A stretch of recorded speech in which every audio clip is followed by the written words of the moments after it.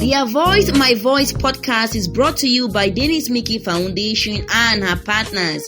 Their Voice, My Voice program digs deep and brings to you an in-depth detail on issues surrounding women and girls' rights and gender equality.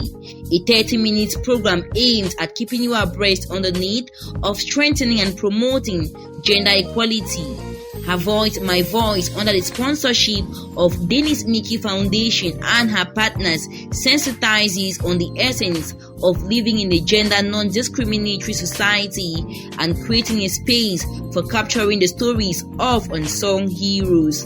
Her Voice, My Voice podcast, your one-stop media and storytelling program promoting the rights of women and girls.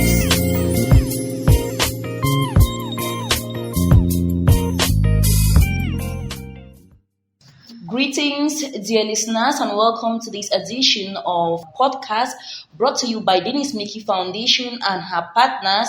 This podcast coming your way aims at advocating and promoting the rights of girls. And onto this first edition of podcast, we shall be looking at something very, very beautiful. And of course, we shall be discovering that just in a moment.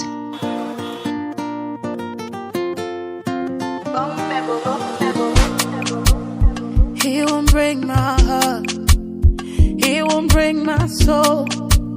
Swear he loves me so, that's why I can't breathe. Même si ma tapé, oh, moi je vais rester, oh. Je ne peux pas effacer ce qu'on a traversé. Hey, me, I want to stay. Me, I want my home. Her Voice, My Voice podcast is brought to you by Denis Miki Foundation and her partners. I don't let them. Papa no fit tell you, say I don't let them. Whoa, hey, c'est mon mari. Whoa, hey, c'est mon chéri. C'est le père de mes enfants, le père de mes enfants. Il prend soin de moi, il connaît donner l'argent. Ma maman tell me some I live, I no get place for go. Who go provide for me? Moi j'ai resté dedans. Même si m'a tapé, oh, moi je vais rester, oh. C'est son pied mon. Ladies and gentlemen, hope you enjoyed that soundtrack, and do remember that we do not own copyright of all the songs that we play. Welcome back. This is Her Voice, My Voice podcast under the sponsorship of Denis Miki Foundation and her partners. And on today's edition, which is the first edition, as I must reiterate, we shall be looking at advocacy, specifically advocacy for women and girls, and our guest is with us in the studio. Hello, madam, and welcome. Thank you, ma. Thank you for having me. So please, can you introduce yourself?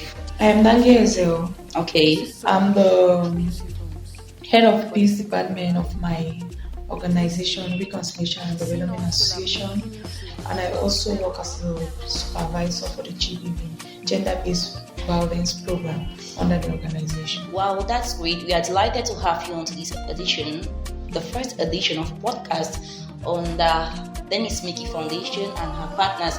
So straight away, we are going to dive into a topic of discussion. Today, we are looking at girls' rights, advocacy, and equally the promotion of women and girls' rights. So right away, we want to first of all find out from you. Firstly, what is to you advocacy and activism of human rights, and especially the rights of women and girls? Well, okay, advocacy and activism, they are two words. They are slightly different. Okay. But they mean almost the same thing, though they are different with their own specificity. So these two concepts are both out to ensure that people talk out, like they speak, carry out activities, initiatives, campaigns to ensure that policies are being changed or new policies being brought up to regulate a specific aspect. So talking about advocacy on girls' rights, human rights, especially women and girls' rights. It's like activism, carrying out campaigns, initiatives, lobbying, any form of activism or advocacy that you can indulge yourself in that ensures that policies are being made or policies already existing are being strengthened to ensure that women and girls' rights are being protected appropriately. Before we ride on, what are some of these policies? We have it at international levels, we have it at national levels, and probably people can go on to institutional levels. For the international levels, I know of the International Convention on the Rights of a Child, and in that we have rights of a child will involve the rights of a girl child. We have the convention, the African Charter on the Rights of the Child too, which ensures the protection of children. And within these children, the most vulnerable are regarded as the girl child. That's why we have international days that have been actually set aside to celebrate the girl child in Africa. So when you look at those specificities, you see that in those conventions, when they have such conventions, they are working groups and then bring out issues too that pertains to particular gender that they feel like it's most vulnerable.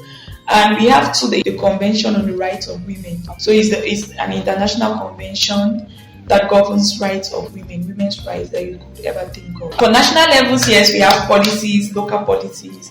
Institutionally, we have policies like, for instance, our organization, Reconciliation and Development Association, has a policy on protection from sexual exploitation and abuse, child protection, as well as protection of women's rights. All of this has to ensure that women's rights are being protected. That I can remember now, not just the ones that I know of, that I can remember now. Nange Hazelle, you're working with RADA, and it is an organization that fights and promotes for the rights of girls. So tell us, what are some of the actions your organization have taken so far to advocate for the rights of women and girls?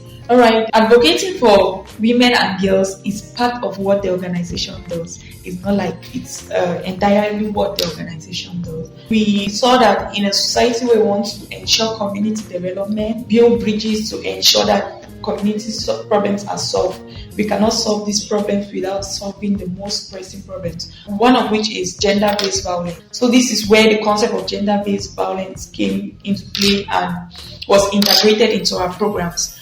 And under this gender-based violence, where we seek to protect the rights of women and girls, yes, as well as other genders, but we know that most focus of gender-based violence is on women and girls because they are affected disproportionately as compared to the other gender.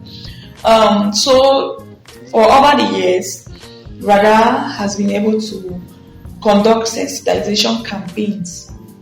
So this is our own form of activism or advocacy.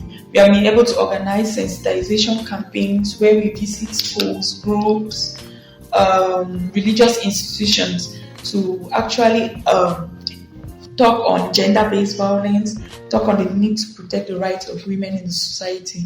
So this is what we are doing. And we also organize talk shows through our Youth Voices program, where we bring in the aspect of women's rights protection.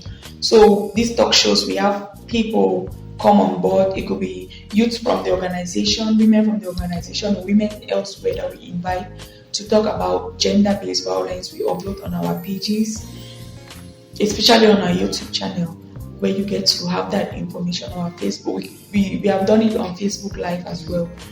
So you can be able to get that information. That's just a means of sensitizing the community that there is a need to protect the girl, child, and women.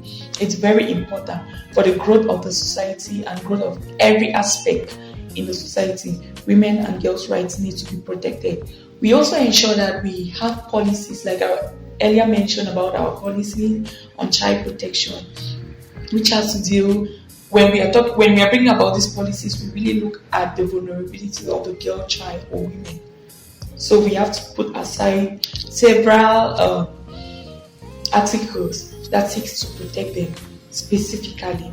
So these are the kind of things we do. In our policies, we ensure that women are protected. Women ensure that chances are given to everybody. So we are trying to lead by example in the small we do. And for cases of actual violations, where women and girls' rights have been violated, maybe through sexual abuse, sexual exploitation, deprivation of economic activities, and any form of gender-based violence that you think of that is attributed to women. We have been able to, cases have been brought to us, actual cases of violations have been brought to us. Since we don't have the available resources for now, we have been able to refer those cases. We have other organizations that we work in collaboration with that we can always refer such cases to. But as of now, we really refer cases mostly on sexual violence. So those are the ones that have come to us and we've been able to refer. All right, now you've made mention of sexual violence and you've equally made mention of others that I can't really recall. But then I want to ask you that what are some of other intricacies surrounding the rights of women and girls, if there are, that your organization equally deem it necessary fighting for? Maybe you want to tell us about their education. Yes, that's another aspect. Okay. So for concerning the educational aspect, we have been able to develop a program on Muslim girl child education. So this program is still in its initial phase. It's still in the development phase. Okay. That's how I can put it. So we are still looking at how we can implement this.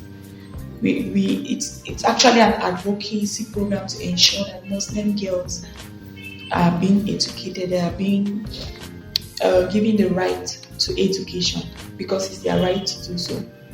So other rights could be owning of property. Yes, women have the right to own property, to work. Yes. Like every other human being, they have the right to life. Yes, the right to adequate standard of living, cultural heritage, the right to inheritance, all of these aspects. When we are talking about such things, when we are campaigning about gender-based violence, we do not forget to mention these rights that women own. They are not just women's rights, they are rights of everybody. Okay. But we discovered that at a certain point and in certain cultures, women are not given the right to freely express themselves. Freedom of speech. They cannot sit on the table and make adequate decisions that concern them. That's how some cultures in Africa, they've been relegated to the background. Yes, that's the word. And they don't have right to inheritance. Okay. It's only of recent that those kind of advocacies have been made, and women now can be able to win cases in court. Okay. And their own property, like they share equal rights to distribution of property that's been left behind by maybe their parents or their father. It's always like property of the father, and it's always attributed to male children. Male children. Yes, but women now have been able to win cases like that in court. So that's okay. Now, before we take you to the next question, can you explain the situation to us whereby you guys had a case of gender-based violence? Maybe can you briefly explain to us how you guys managed the situation? We do not really intervene because as of now to do that. Can you take back that statement? Okay, like I said, we don't really intervene like to assist victims or survivors as of now. Okay. But we have had a series of cases. Like when we have our campaigns, our outreach, we actually visit schools, like I said, groups. So there was an occasion where we visited a school and children, like that was a girl child, was not even up to, she was never up to woman. Like we always target class 4, 5, and 6. Children within the class group had to come up after the sensitization and open up that this is what has happened to them. They have been violated, and it's really a very touching story. It's very emotional. It's heartbreaking to listen to children share such experiences that they have faced at a very tender age. All right. So we have been able, with that kind of situation, since we do not have appropriate resources to take care of the child, we had to refer the cases to our partners. Most often, given the fact that you guys do not have appropriate resources or adequate resources, how do you guys ensure follow-up? Okay, when we refer, in referrals, when you do referrals, if you're transmitting the file completely to the next person, the file now belongs to the person follow up the child till case management scenario is over. But just as an initiative, we still check to like, okay, how far have the case gone? It's not like really bothering it, it's just to ensure that it's moving on in a positive note. Yes. So that's how it has been. Wow, it is quite interesting here in the studio. And Hazelle, have you been attending capacity building seminars? What is its essence, and how have you and your organization implemented the knowledge gained from the grassroots level through the national and international level? Okay, yes, we have been attending several capacity building workshops.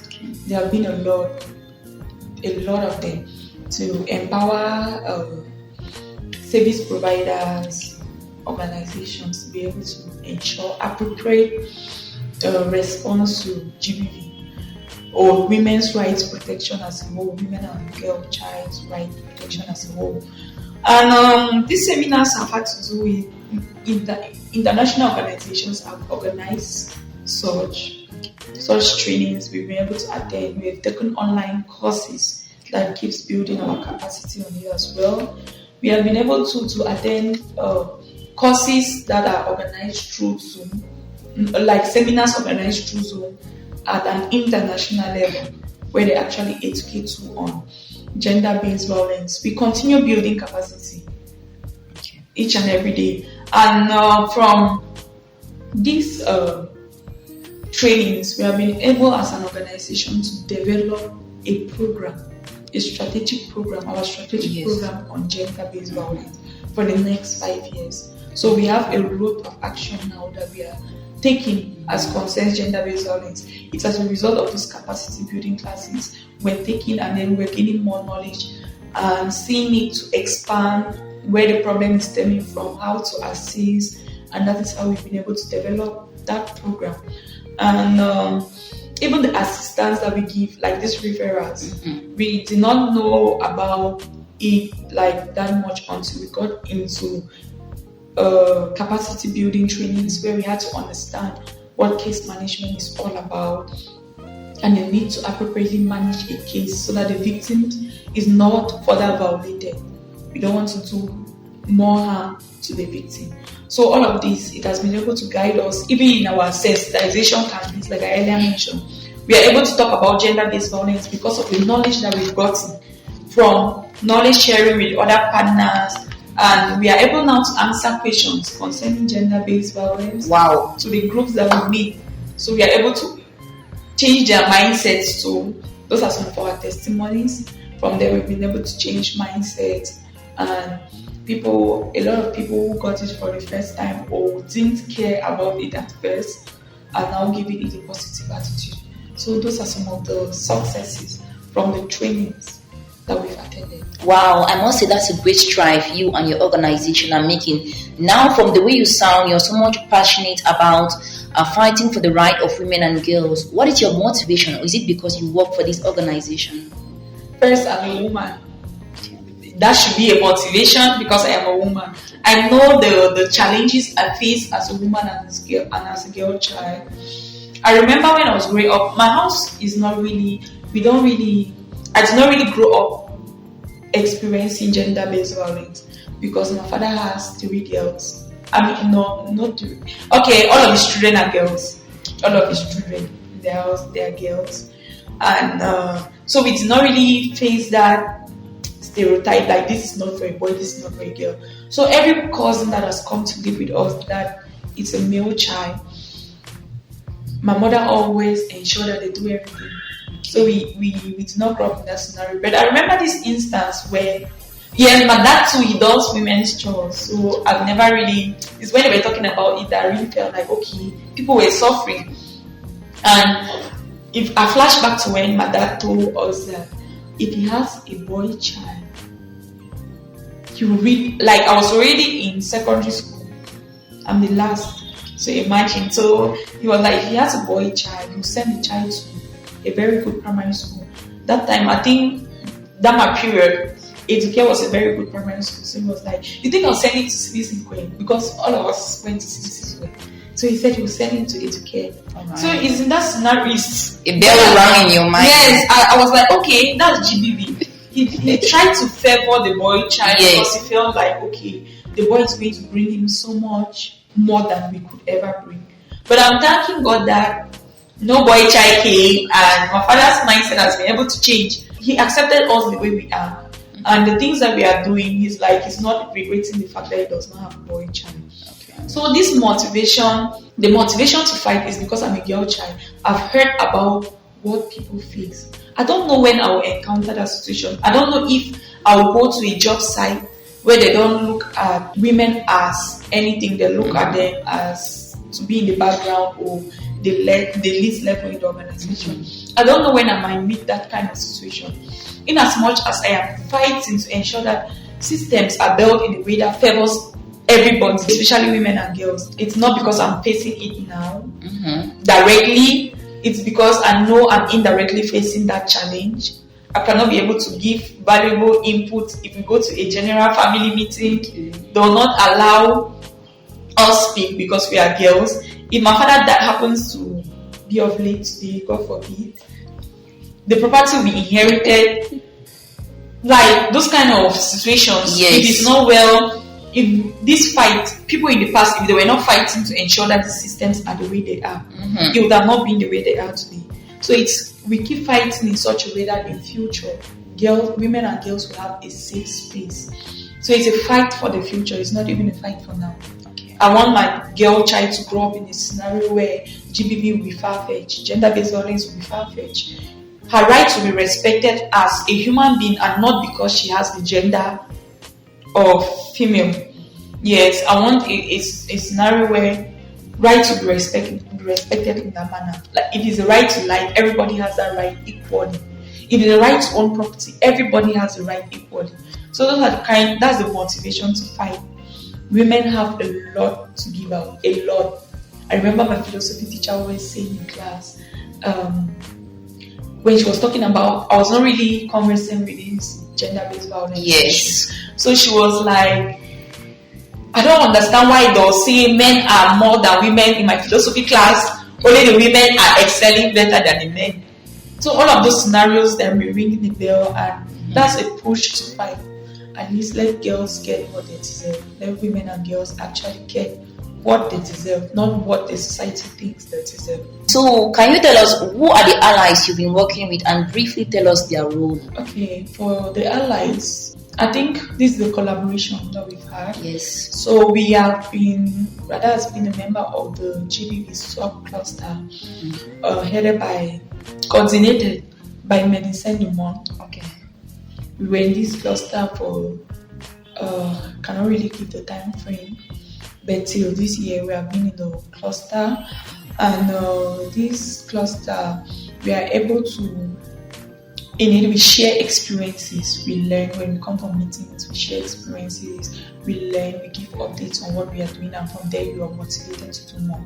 So the GBV sub-cluster has been like a partner, like our collaborators that we've been able to share with, and they've been able to support us even with the capacity building that I'm talking about. Organizations from this sub-cluster have been able to invite us for trainings, and again during the meetings we also get capacity building courses on gender-based violence, and it has been very helpful. After attending trainings with Plan International, we have been able to refer cases to them. So all of these partners act as our referrals. We can readily refer cases to them at any time when we don't have resources to actually cater for those cases. Alright, you're listening to Her Voice, My Voice under the sponsorship of Denis Miki Foundation and her partners, and just time for us to get a musical punctuation, and when we come back we shall be finding out from our guest the successes she and her organization have recorded so far. Tell me, how the hell could you know? How could you know? Till it happens to you, you don't know how it feels. How it feels. Till it happens to you, you won't know. It won't be real. No, it won't be real. Won't know how it feels.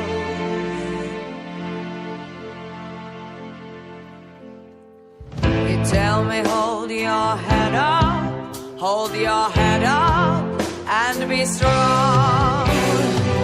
'Cause when you fall, you gotta get up. You gotta get up. Her Voice, My Voice podcast is brought to you by Denis Miki Foundation and her partners. Cause until you walk where I walk, it's just no job. Till it happens to you, you don't know how it feels. How it feels. Till it happens to you, you won't know. It won't be real.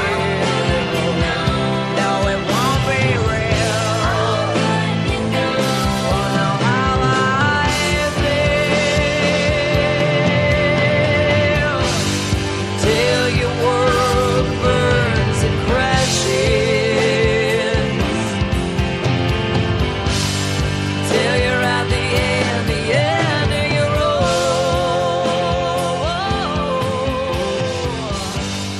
Till you're Welcome back. The program on board is Her Voice, My Voice podcast under the sponsorship of Denis Miki Foundation, having as focal point advocating and promoting the rights of girls. So, Hazelle, in all you've been doing, what are the successes and failure you and your organization have recorded, if any?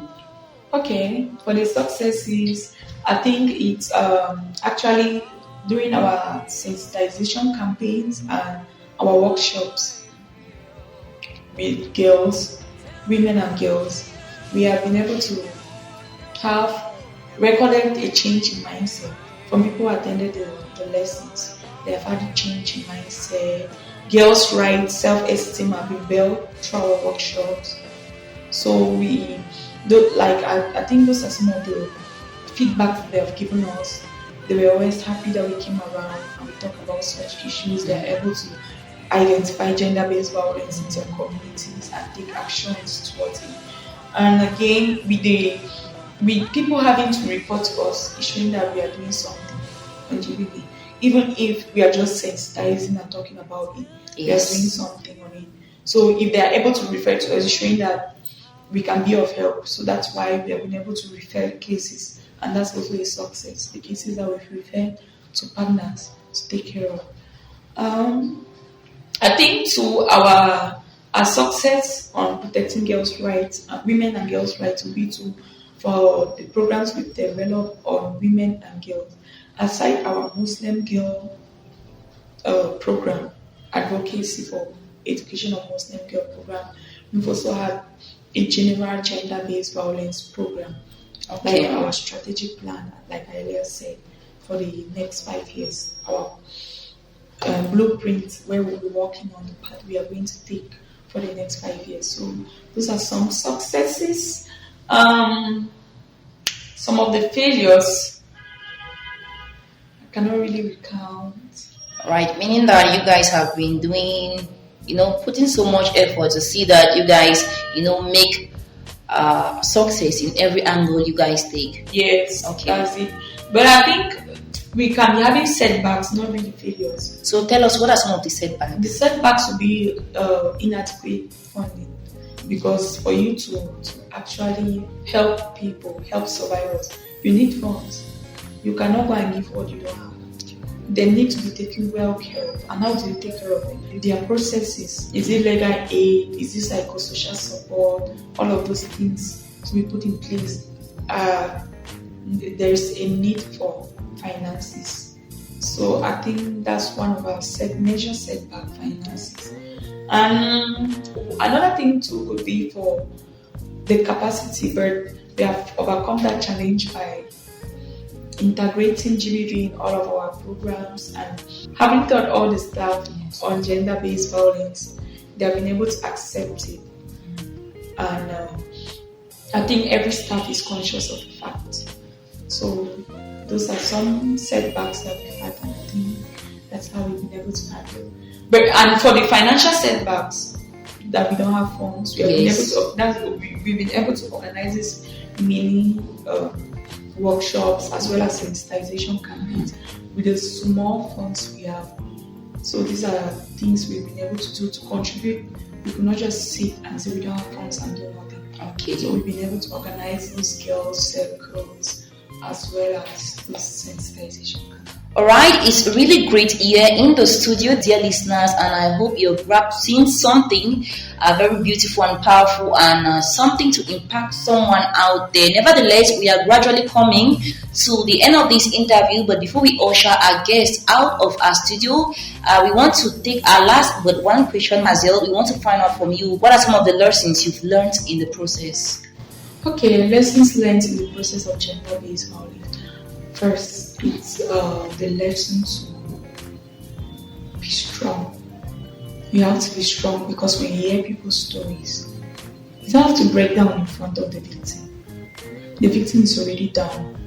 So what you have to do is to try to help the victim by being strong yourself. Meaning that most stories get you so emotional. Yes, especially for someone like me who is really emotional. I have learned to be strong. Alright, you've learned how to manage your emotions. Yes, that's what. Okay. I learned how to manage my emotions, and again, I've learned a lot of lessons on actually targeting patriarchies or people who have a lot of stereotypes concerning these gender-based women's rights issues.